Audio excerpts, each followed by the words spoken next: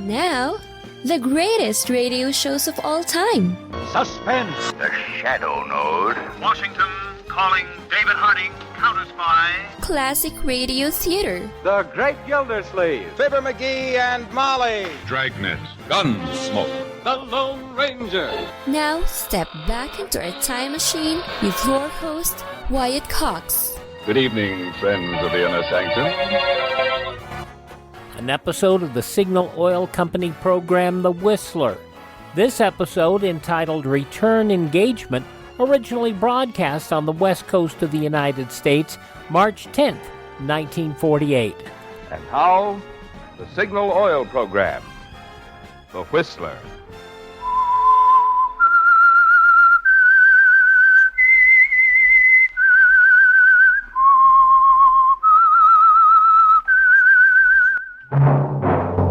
That whistle is your signal for the Signal Oil program, The Whistler.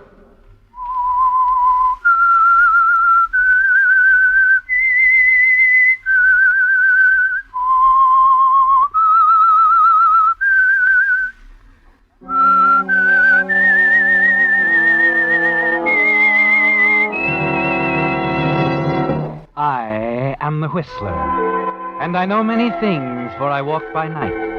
I know many strange tales hidden in the hearts of men and women who have stepped into the shadows. Yes, I know the nameless terrors of which they dare not speak. Yes, friends, it's time for the Signal Oil program, The Whistler. Rated tops in popularity for a longer period of time than any other West Coast program in radio history. And Signal gasoline is tops, too, tops in quality. It takes extra quality, you know, to give you extra mileage. And Signal is the famous Go Farther gasoline. So look for the Signal circle sign in yellow and black that identifies friendly dealer-owned Signal stations from Canada to Mexico. And now the Whistler's strange story. Return Engagement. There was nothing left now. A crumbling profile. A book of press clippings that were yellower than they ought to be. A few pats on the back from people who wanted to be kind. That was all. Yes, Elliot Dorn was dead, as an actor at least. His career murdered in cold blood with 10 inches of newsprint. And there was nothing left for Elliot now that the play had closed but a burning hatred for the man who had done it. A drama critic named Sheldon Craig. 2 days of brooding alone in a hotel room can do things to a man's mind. And by the second evening, it seemed to Elliot not only natural, but just, that the murder of his reputation be avenged with murder of a more concrete sort. It was 8 o'clock, and he stood at the window of his room looking down at the sea of sparkling lights. Times Square, Broadway, the Empire State. Yes, it was going to be hard to leave it all. Yes? This is Joe Randall at the airport. Oh, Joe. How did it come out? I got clearance to Dallas. Dallas? What do you mean? I had to tell him something. Where we go when the wheels leave the ground is our business. Oh, I see. We'll sit down somewhere in Texas for gas. Cross the border before daylight. From then on, we can take our time. Good. When can we take off? 11:30 tonight. Be out here with your baggage at 11:15. All right, Joe. I'll be there.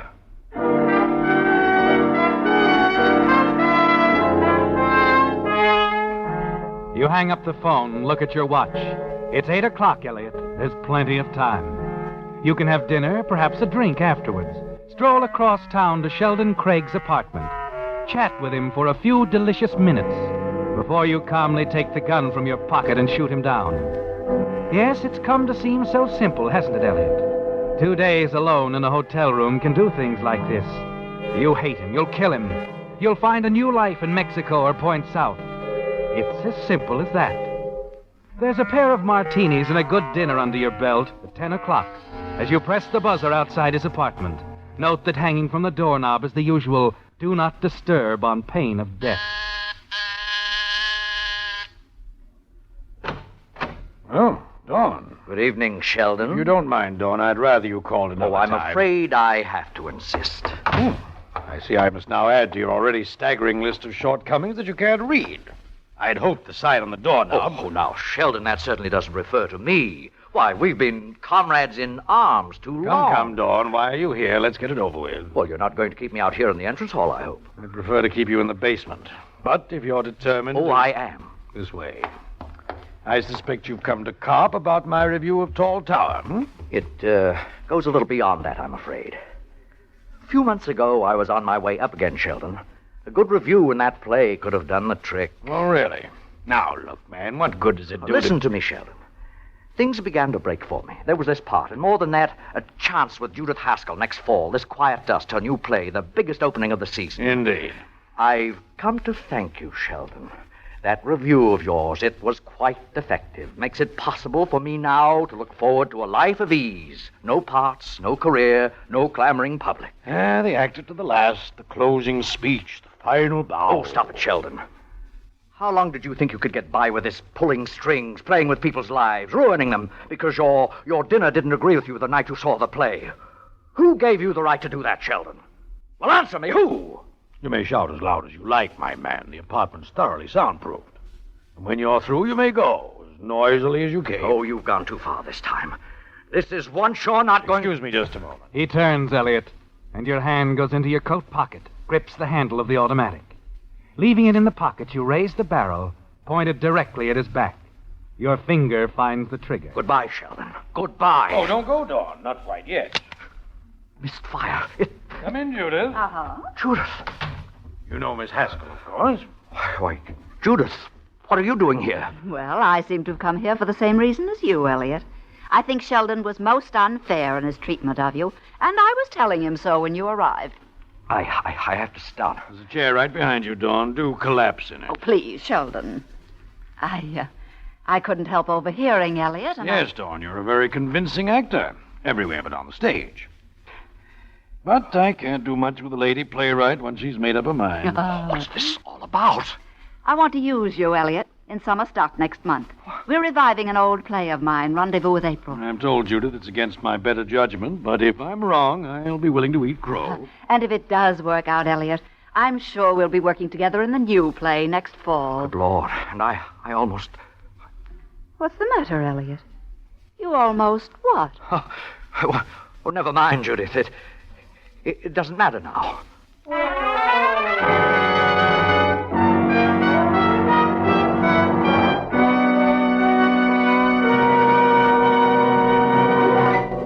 With the prologue of Return Engagement, the Signal Oil Company is bringing you another strange story by The Whistler. From March 10th, 1948, The Whistler on Classic Radio Theater with Wyatt Cox. Now on Classic Radio Theater with Wyatt Cox, more of The Whistler, Return Engagement, March 10th, 1948.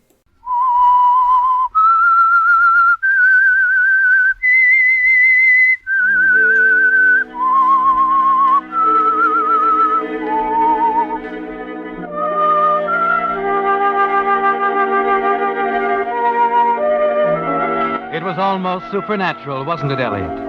Almost as if an invisible hand had reached down and snatched you away from destruction that night in Sheldon Craig's apartment. The night a defective bullet in the chamber of your pistol kept you from killing him with a witness in the next room and destroying in a split second the career Judith Haskell had already saved for you. It's May now, and with the performance of Judith's play only a few days off, you're deep in rehearsals at the Summer Theater in Connecticut, wondering as you run through a scene with the actress if you're making the right impression on Judith. She's sitting out front with Leo Gilmore, the director. Try it again, Elliot. From after your entrance. Then it's been like this, and so on. Right. You ready, Alice? Anytime. Then it's been like this all the time, hasn't it? These evasions and half-truths. They've gone on for months now. Darling, I thought you knew. What I knew. What I'd hold still. Please, dear, I should have choked the truth from you long ago. I should have realized... Hold it. What's the matter now, Leo? It's terrible.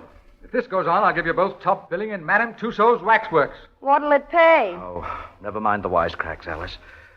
Oh, Leo, how about my playing at stage left? Seems to be more natural if I crossed over. Go ahead. I'm ready to try anything. Just get some life into it. Sound all right to you, Judith? I'm just watching, Elliot. Do it your own way, dear. Of course, anyone knows the real meaning of the scene. It's the person who wrote it. Look, my friend, A 5-year-old can tell you the meaning of this scene. A woman makes a confession to her husband. It stuns him, then it angers him, and he's ready to kill her. All you have to do is believe it. Just hate me a little more, Elliot. Pretend I'm someone Yeah, who that's just... it. Look, Elliot, make a little switch in your mind. You're not talking to Alice at all. It's, Sheldon Craig, for instance. Oh, wait a minute, Gilmore. I've taken a lot from you, but I don't have to take that. Elliot. I'm only trying to be constructive, Elliot. Sounded more like an insult to me. Look, let's drop rehearsals for today, shall we? Everybody's tired and on edge. Oh, it's not that, Judith. It's just... I think you're right, Judith. Well, that's all for today, everybody. Be here at 10 in the morning. Girls, don't forget your... And, Elliot, forget what I said about Sheldon Craig.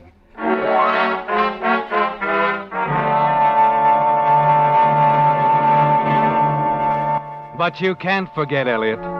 You spend an hour strolling around the bridle paths near the hotel. Give that up and settle down on the porch. Try to concentrate on a magazine. But the print wobbles before your eyes and your mind keeps focusing on one unassailable fact.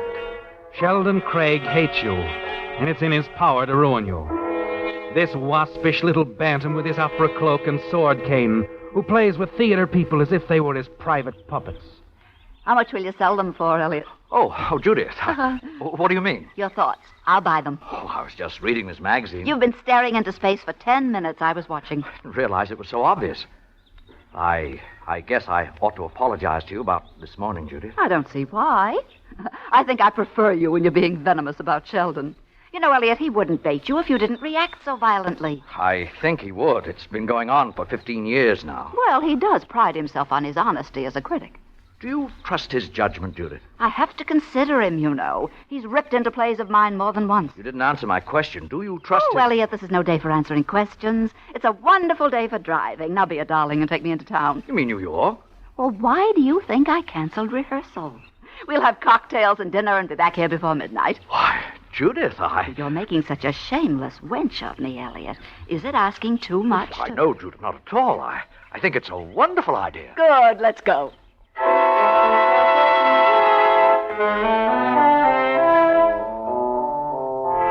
It was a little startling, Elliot, as you sat there looking at her, as the simple, the obvious reason for everything, for her visit to Craig's apartment that night, for this part in the summer play and the promise of next fall, as all of it suddenly became clear. Yes, it seems perfectly natural to you now, Elliot. This woman, this middle-aged playwright, is in love with you. You feel more at home now, more in command of things as you glance sidewise at her during the drive to New York. And in the dim light of the cocktail room that evening, you know you're on familiar ground. Yes, Elliot, that fall opening is in your pocket.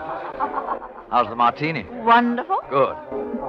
You watching for someone, Judith? I've noticed ever since we came in that... Frankly, darling, I've been putting off telling you, but I've asked Sheldon Craig to meet me.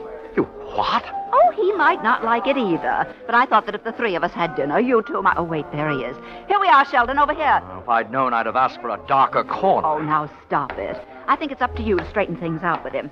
Sheldon, dear. Ah, Judith, my love. The mere sight of you intoxicates me.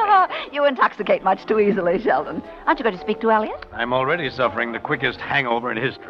You're not in the theater now, Sheldon. Try to be human, will you? What are you drinking? Oh, wheels revolve within wheels the moment I enter this establishment, my dear. My waiter's coming over here now. Oh, really? Your courvoisier, Monsieur Craig. Thank you. Well, cheers, everybody. Uh-huh. I'm the hungriest man in Manhattan at the moment. Right now, Judith, my appetite almost exceeds my love for you. That's funny. I've lost mine completely. Elliot, you're not going to stay? If you don't mind, no. But I do mind. After all, that's the one reason I arranged this. Strictly business, eh, Judith? Never mind, old boy. Just run along home and rehearse your life. Oh, please, Sheldon. Elliot, I do. No, wish really, you'd stay. Judith. I'd rather not.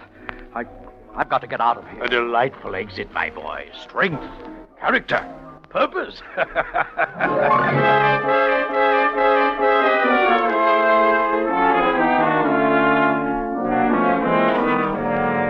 You're furious as you walk away from them, aren't you, Elliot? As Sheldon's mocking laugh follows you outside. It's still ringing in your ears a few hours later as you drive back to Connecticut after a few more drinks. And there's something else. His voice tearing you down, destroying your chances, undermining you in Judith's eyes. I seldom make mistakes, Judith. Elliot Dorn is simply not an actor, that's all. By the time you arrive at the summer playhouse, you're in the grip of a murderous rage.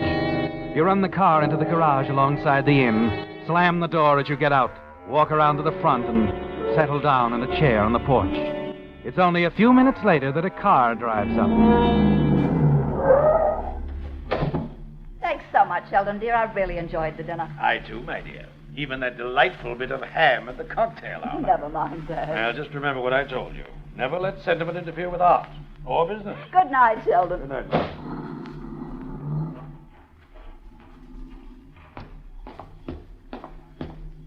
Have a good time, Judith? Oh. Why, Elliot, I didn't realize you were here. I've been waiting for you. You could have had dinner with me, you know. I'm sorry about that. So am I, Elliot. You acted very badly. Well, maybe I'm a little mixed up, Judith. Oh? The way you planned it all, asked me to go, I thought... What did you think, Elliot? Well, that it was important to you that we have dinner alone. It was important to me. Because you can't stand Sheldon Craig? Oh, no, Judith. Because... Well... Wait a minute. Oh, no. Elliot, you're not trying to say that you're in love with me. Is it so funny? Yes, it's a scream. Oh, no wonder you couldn't get the line out. You can only say things like that on the stage, Elliot. No, wait a minute, Judith. And I suppose you thought I might be falling in love with you. Oh, Elliot, you didn't. Oh, no. Look, I don't quite see that it's so funny. Oh, Elliot, let's be honest with one another. You're in love with yourself. And me?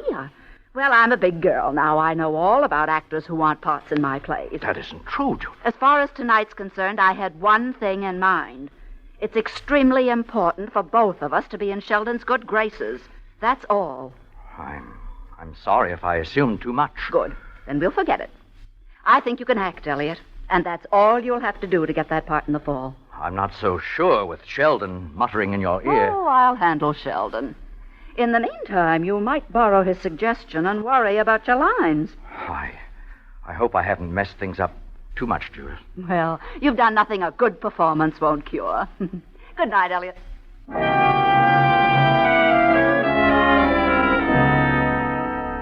You watch her turn away, walk through the door to the inn. Your throat feels dry, your neck tight and uncomfortable against your collar. She really struck at your pride, didn't she, Elliot? But it's good to know that you didn't get too far out of line. Now all that remains is the thing Judith asked for, a good performance. You're determined to give one.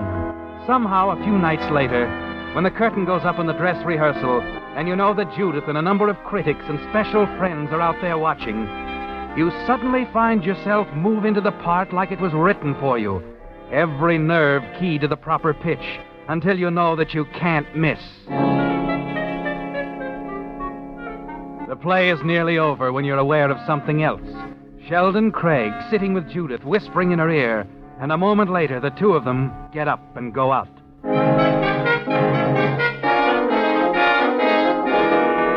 It's all you can do to finish the play now, isn't it, Elliot? Yes, he's finally made Judith listen. And as you move mechanically through the lines and motions before the final curtain, you promise yourself that tonight, the moment you can get away, you'll drive to New York for a showdown with Sheldon Craig.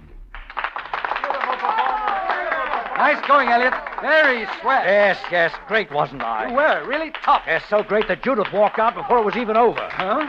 Before my biggest scene, she walked out with Sheldon Craig. Oh, stop talking silly, Elliot, and get out there for another bow. They want you. Probably made my last bow in a theater. Oh, leave me alone, Leo. I'm going to bed.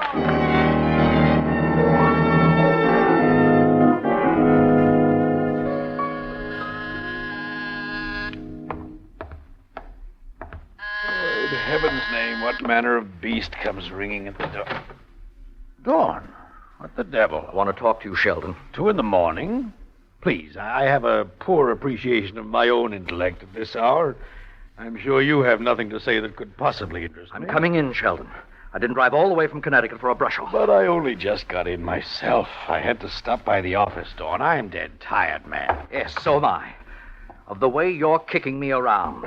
Huh? We're going to have it out, Sheldon, right now. And you can begin by telling me why Judith got up and left with you during the third act. Oh, you notice. Why did she do it? What did you tell her? Oh, my dear fellow, that play of hers ran 300 performances on Broadway, plus her own screen adaptation. You don't think it holds much freshness for her at this late date, do you? Answer my question. What did you tell her about me? Really, Dawn, if this keeps up, I shall have to change my mind about your abilities. Go back to Connecticut. You bore me. Why, you pompous, conceited little... You soured Judith against me, didn't you? Take your hands off me. And please be good enough to stand aside. Once I get my cane from this hat rack, Your I'll have cane, your sword cane. Oh, no, Sheldon. Well, you can't. Oh, but I can, Sheldon. I have the cane now. What is this? Your own sword cane, Sheldon. What could be more appropriate? Joseph Kearns was always wonderful on The Whistler. March 10th, 1948, The Whistler on Classic Radio Theater with Wyatt Cox. The conclusion follows these important messages from your favorite radio station.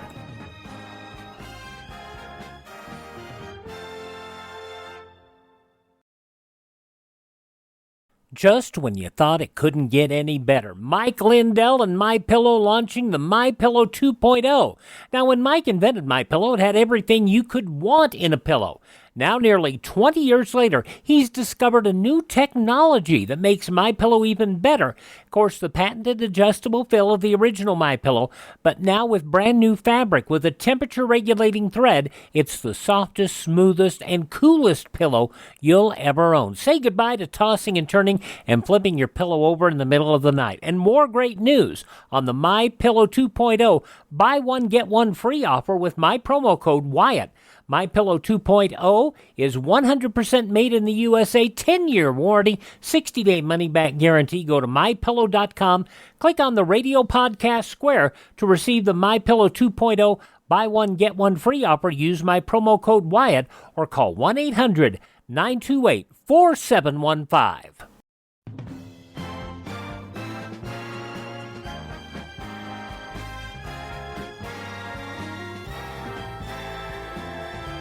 Now the conclusion of The Whistler, Return Engagement, originally broadcast March 10th, 1948. It's poetic, almost poetic. Dawn, are you crazy? With your own sword cane.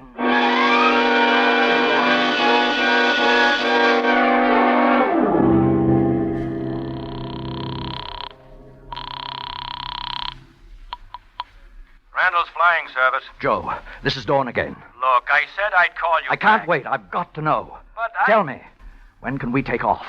Okay. Tomorrow night for sure. Good. That's all I want to know.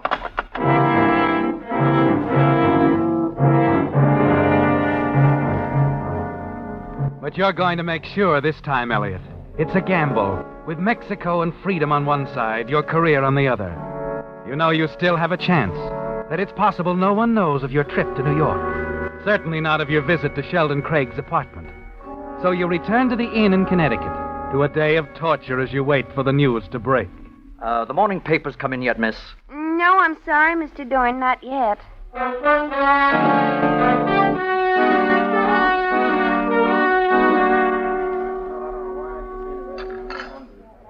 Oh, I guess I'm just not hungry. What's the matter, Judith? I can't help feeling that something's wrong, Elliot. I can't reach Sheldon at his apartment. Maybe you had to go out of town or something. Well, he didn't say anything last night. I'm going to call him again, Elliot. I'll come with you. No, you'd better go on to the theater. It's the benefit show tonight, and we want everything to go right. I'll see you in your dressing room just before curtain.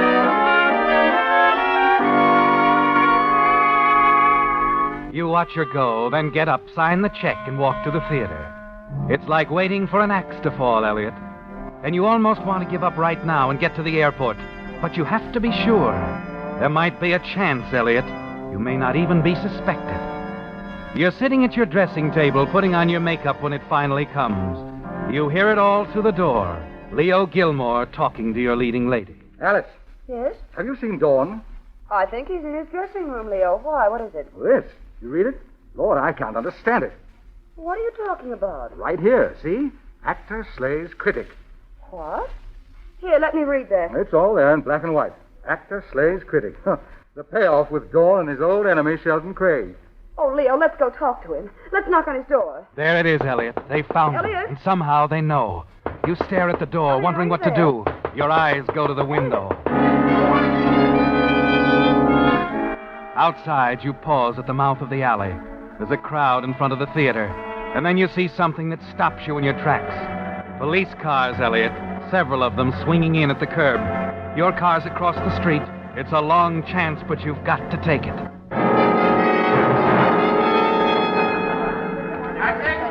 Judith! Oh, yes, Leo. Where's Elliot? Have you seen him? Well, not since... Leo, there he is across the street. Where? Elliot! Well, where's he going? He's acting crazy. Look at that police car. Elliot, look out! Leo, what's the matter with him, the way he's driving? Well, he's going to crash. Elliot, look out!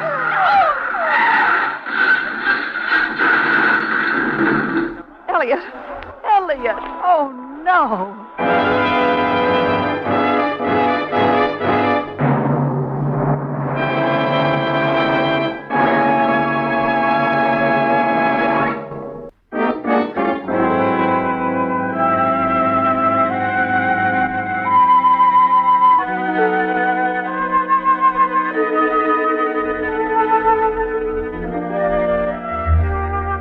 Yes, you knew it was a gamble, Elliot. That once again you had a choice between freedom and a career. And it was only too clear from the headlines of the evening paper, from the gathering of police cars outside the theater, which way you had to go. Yes, Elliot, you murdered Sheldon Craig. And in that moment of blind panic outside the theater, you paid the price. How is he, Doctor? Yes, how is he? He won't last the night. Oh, no. There's not a chance. I was afraid of that. What do you suppose got into him, Leo, running out that way, driving his car like a madman? Who knows? That cop in the police car was lucky to walk away from the wreck. Great thing to happen at a police benefit. Oh, Leo, there's something terribly ironic about all this. Poor Elliot. For 15 years, Sheldon Craig has hounded him in his column until the rehearsal last night. What is all this? This is Sheldon Craig's last review of Elliot Dawn, Doctor. Read it to him, Leo. Actor slays critic. Succumbing to the blandishments of a certain playwright, your correspondent violated 2 personal rulings of long standing last evening by attending a summer theater and catching the dress rehearsal of Rendezvous with April. For the record, let us state that Elliot Dawn has arrived. Indeed, this critic congratulates Judith Haskell for picking Elliot Dawn as the lead for her new play, certain to be the hit of next season. Let Broadway ring with the news. Elliot Dawn simply slays Sheldon Craig.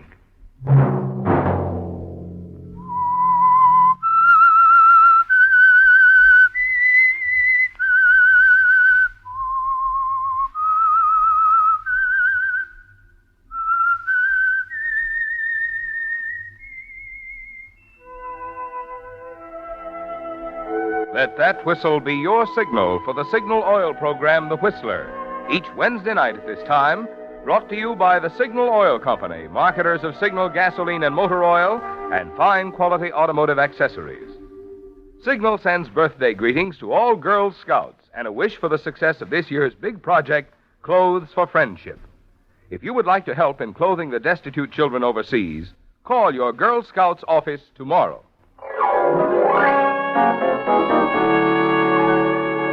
Featured in tonight's story were Joseph Kearns, Eleanor Audley, and John Brown. The Whistler was produced by George W. Allen, with story by Leslie Edgley and music by Wilbur Hatch, and was transmitted to our troops overseas by the Armed Forces Radio Service. March 10th, 1948, The Whistler on Classic Radio Theater with Wyatt Cox. Now on Classic Radio Theater with Wyatt Cox, the latest from radio station VPR, and it appears to be getting to be a mess. This episode from March 10th, 1953, as Widder Abernathy. Well, we'll let you hear it.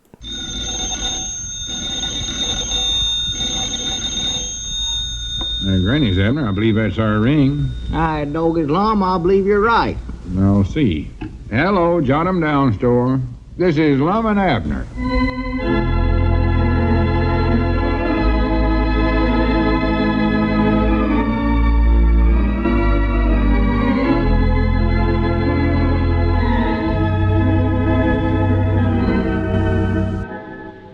And now let's see what's going on down in Pine Ridge. Hello again, this is Dick Huddleston.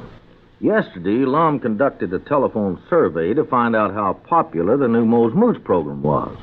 Well, sir, with Abner and Grandpap handling the phone calls, the survey got so balled up that Lum wound up buying someone's old radio.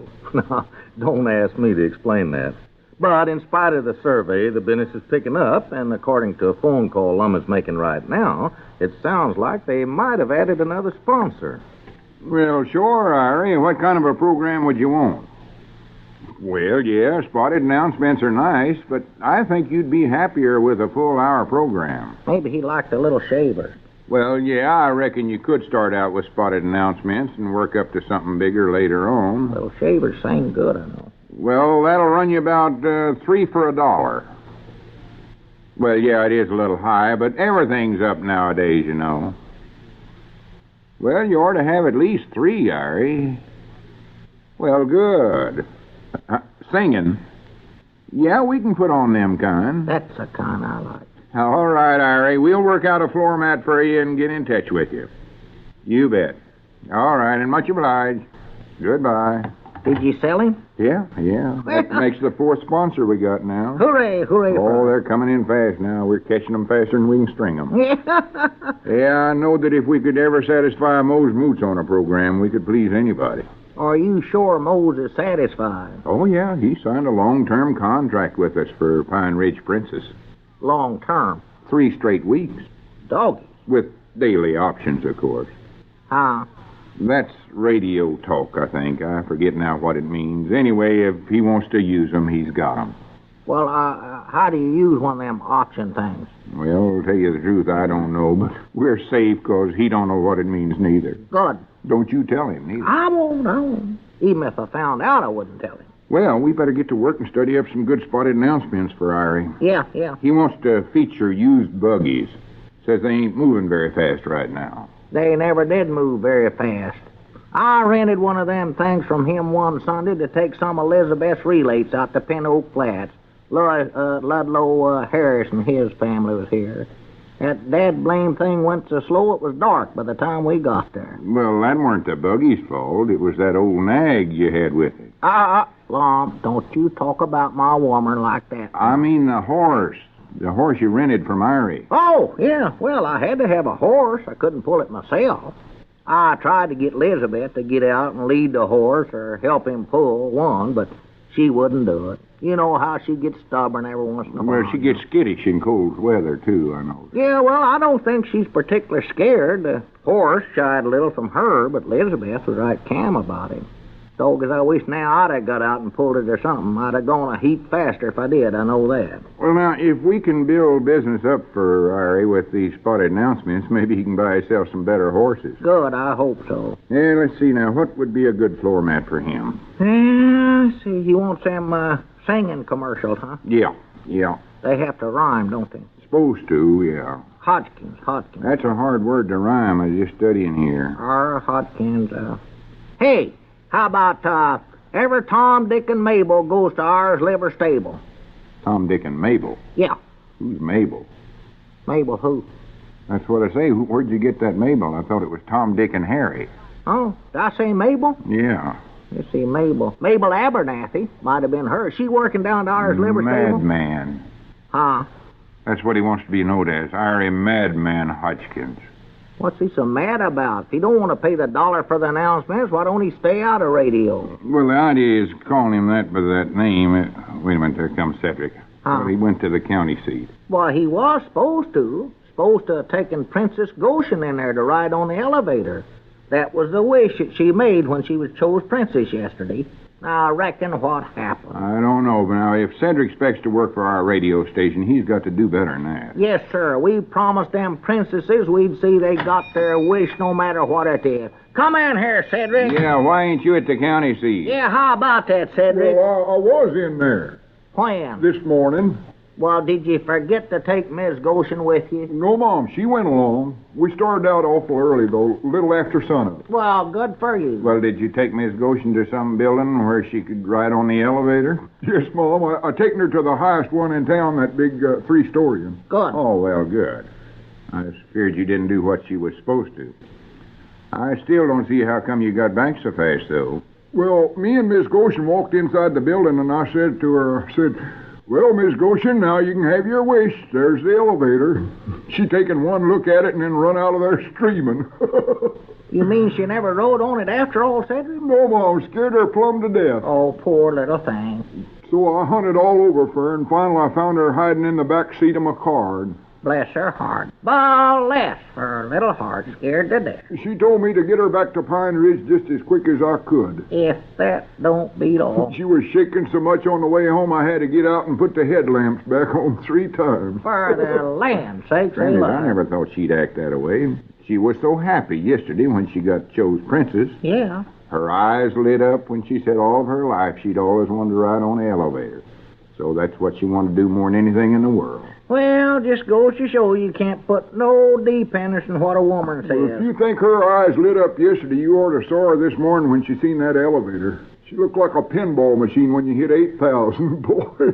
Well, I just hope we have better luck with whoever gets chose today. No, we don't have to worry about whether the princesses do it or not, Abner. All we got to do is give them the opportunity to do what they ask. And from then on, it's their own lookout. Yeah, I reckon you're right.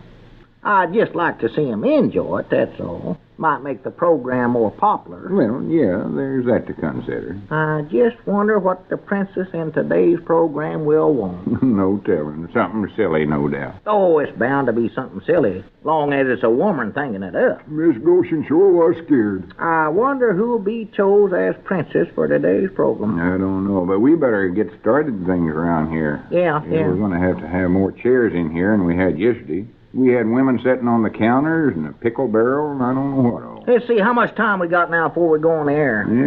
Just about a half hour now. Oh, Lord, me. Reckon where Grandpap's at. He's supposed to be one of the Grand Council judges.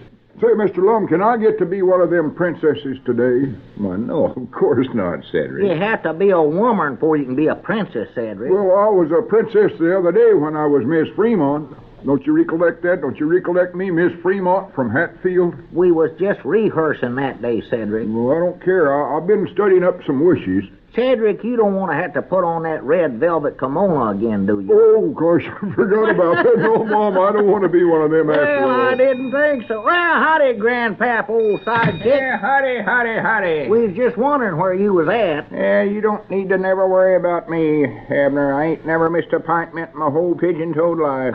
Prattle. The women folks will start coming in here pretty soon for the Pine Ridge Princess, and we want to be all set for 'em.